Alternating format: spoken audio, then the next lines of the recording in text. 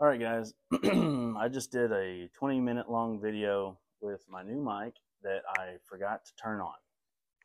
And so I'm going to double check it. Yep, the light's on.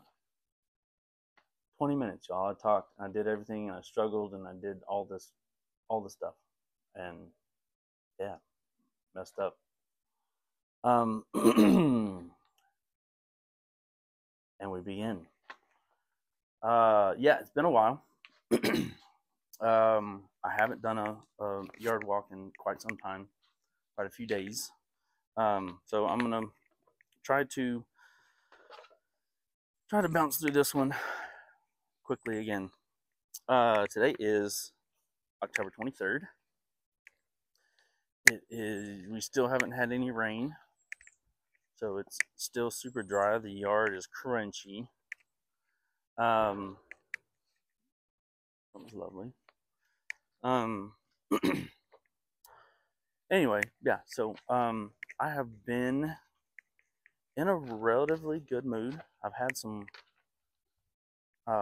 had a couple good things this week that, or since we last spoke, that I'm proud of. I've recognized a few things and stopped them and used a coping mechanism to get myself back to myself. And yeah, it's just every day, every day is just it's a different adventure. It's a different struggle. There's different things every single stinking day. And, it's just a matter of learning how to cope and how to deal with life. It ain't easy.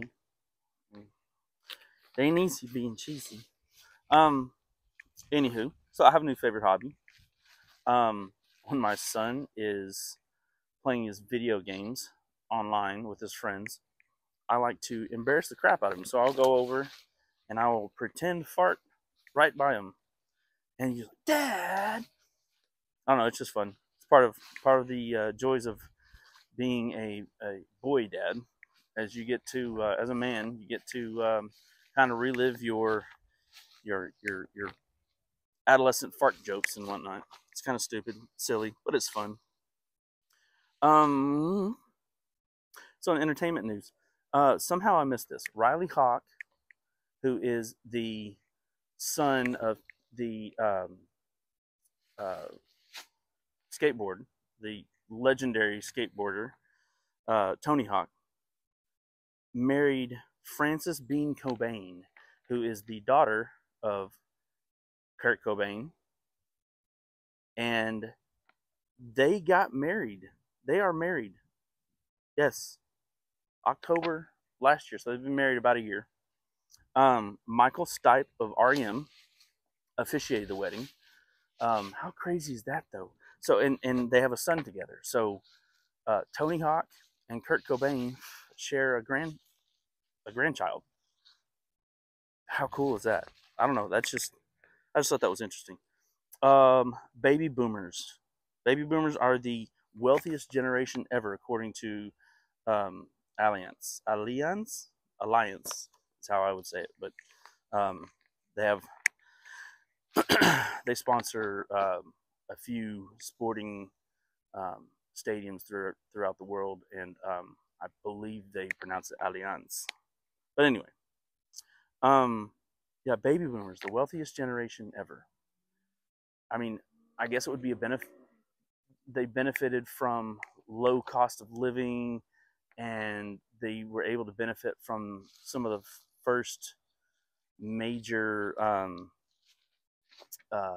major technological advances as far as computers and things like that go. I don't know. I just thought that was another interesting fact. I did want to focus this this yard walk more on the mental health side of things. I have quite a few things, so I'll try to get through them. So try to keep up best you can. Healthy eating. Healthy eating can directly affect your mental well-being, can directly affect your mood. Gut health is tremendous because, you know, when people talk about, follow your gut, how, that it's it directly affects your mood. It directly affects everything. So if you if you take care of your body, you're more likely to be able to focus better, and you're more likely to do a lot of things. So one thing that I do, or several things that I do, that I try to do, at least I'm not always successful, but I do a no sugar diet. And by no sugar, I mean like no sugar added. You know, um, you'll see something in the store that says on it specifically, juices or whatever, it'll say no sugar added. Um, which I for years have been trying this diet out, because sugar really, I've found it really affects me mentally, physically, everything. Avoid artificial coloring, which sucks for me because I love sodas, and sodas are full of artificial coloring. Same thing with birthday cake. We found this out the hard way this week, because it was my son's birthday and we had a big birthday cake, and it ended up having quite a bit left over because it's so rich that you can only have a little bit of it, and um, yeah, the food coloring in it really messed with me, and the sugar as well, and it really messed with my kids as well. I mean, I could tell a marked difference between um, how they were before and then how they were almost immediately after. Like the whole next day, they were just wrecked. It was so weird, and me too. I mean, I couldn't focus. I was in a bad mood. Everything was just affecting me in a negative way, and the only thing that I can attribute it to is that cake, which has a lot of sugar, so hence the no sugar diet, and has a lot of artificial coloring because it was bright ass blue. Avoid processed foods. This one's more difficult, especially if you're in a hurry. You're on the run. So many processed foods are so bad for you. I mean, there's some that are they're decent. Depends on how they're made, obviously, but avoid processed foods. Um, Eat organic when you can. I know it's difficult, and I know it's more expensive, but if you can, look for that organic um, tag or whatever. Because I mean, as far as fruits and vegetables goes, I believe that means they only use certain pesticides or whatnot, because the normal pesticides are really bad for you. And you can't always just wash them off, in the sink or whatever. It doesn't always come off like that, because some of it gets into I don't know. Anyway, and meal prep. So you get portions, and you get the for me the um, the mental security of, okay, I already know what I'm going to eat. I don't have to sit here and debate and decide what I'm going to eat. Like it's the typical, asking my wife, "Hey babe, what do you want for dinner?" "Oh, I don't know. What do you want?" "Oh, I don't know." Well, if you have a meal prep, if you've made a big pot of stew that's from healthy ingredients and whatnot, you can you can eat on that all week. I know it's kind of gets boring and whatnot, but your health will your health will benefit from that. Um, oh, and I have another one here. The 9 Attitudes of Mindfulness, and I'll try to go through these as quickly as possible. If you have a chance, look these up. The 9 Attitudes of Mindfulness, according to Jon Kant-Zinn. That's KABAT-ZINN. Number 1, non-judging. Being an impartial witness to your own experience. Choose a specific event that usually causes stress, and see if you can simply notice the stream of judging or critical mind, good, bad, or neutral. So yeah, don't judge yourself too harshly, basically. Patience. That's one I absolutely struggle with because I'm very impatient. But patience is attitude mindfulness refers to letting things unfold in their own time. That's tough because sometimes you want it to happen now. I want it now. I want it now. A beginner's mind. So that's going into a situation or looking at a situation as if it's the first time, or as you how's it explain it? Too often we let our thinking and our beliefs about what we know stop us from seeing things as they really are. That one is tough, but it is something that I am trying to do more often. Um, you know, look at things as if you're um, seeing it for the first time, basically. Trust. Number 4 is trust. The attitude of trust involves developing a basic trust in yourself and your feelings. It means trusting in your own authority and intuition, even if you make some mistakes along the way. Practice honoring your feelings. Take responsibility for yourself and your own well-being. So this one's tough as well, because you gotta, in order to trust you a lot of times have to have uh, a basis on, well, I've done this a million times. I know I can do this now. You have to be able to go into just about everything with that. Difficult, very difficult. Non-striving. This one is a little tricky. The best way to achieve your own goals is to adopt the attitude of non-striving. This means to back off from striving and instead start to really focus on carefully seeing and accepting things as they are, moment by moment. With patience and regular practice, movement toward your goal will unfold as intended. So instead of just always going for it, always trying, like, these gnats are driving me bonkers, y'all. I don't know what's going on. You're always striving, always going for it. You gotta just go back. That and patience go hand in hand. Let things unfold as they're going to unfold. Sometimes it's hard to just let go like that, but not sometimes. A lot of times it's hard to let go like that. Acceptance goes along with it. Sometimes you just have to accept things. Acceptance is not passive. It does not mean you have to like everything and abandon your principles and values. It does not mean that you should stop trying or break free of your own self-destructive habits or give up your desire to change and grow. Start by accepting yourself as you are, then you can really change. So, I've accepted a lot of my quirks. It took me a long time to figure out some of them, but apparently everyone else around me already knows my quirks, and that can help. Talking to other people, talking to a therapist, talking to a trusted friend, or talking to someone that has known you for a long time can help you to accept yourself for who you are. And you have to be able to do that in order to fix the things that you don't like. In order to improve yourself, if that is your goal, to improve yourself. Letting go, let it go. Attitude of mindfulness, in which you just let things be. And there again, accepting things for how they are. A lot of times it's hard, especially like in an argument or something. It's hard to just let it go and move on, because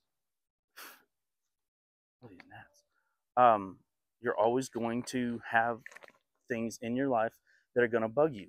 Like, I don't know, you're driving, somebody cuts you off, or you got to be able to just let it go and move on. Because if you don't, then you're letting that one thing affect your entire day, your entire life, and that's on you. That's a tough one to do. Gratitude, ability and willingness to see positive value in your. Let me start over. The ability and willingness to see positive value in your experience and to appreciate all that life has to offer is an attitude of gratitude. Um, it helps you from the feeling is being unappreciated and not being satisfied. You have to, a lot of these things, they all go hand in hand. You have to be grateful for what you have. I'm grateful every day for what I have. I don't always express it. I don't always acknowledge it to myself, but I got it pretty good.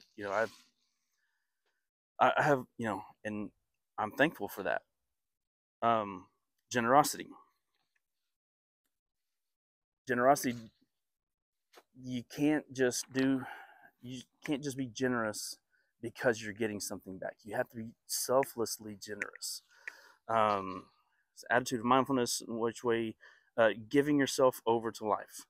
Generosity is a selfless act of giving to other people that would make them happy. It's the platinum rule, golden rule: do unto others as you would have them do unto you.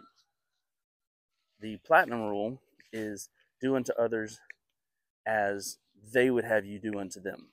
And that's something that's relatively new. It was just introduced to me like last week. And I've been thinking about that a lot. Like, well, not just how would I want this person to do this for me, because we are all different. You have to take into consideration their feelings as well.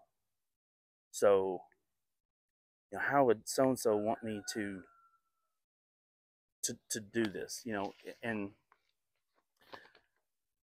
these things I'm going to start practicing. Like I said, look them up. The nine attitudes of mindfulness. I found out I have a hidden talent.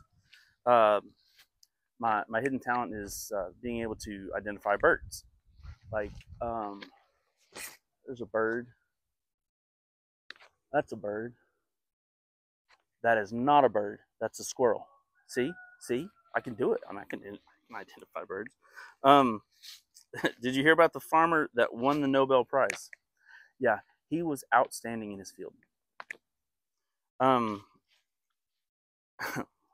In closing, what did I learn? What have I learned this week? Well, I've learned that some of y'all men, boys, whatever, need to sit when you pee. It's disgusting, y'all. Like, if you can't lift up the seat,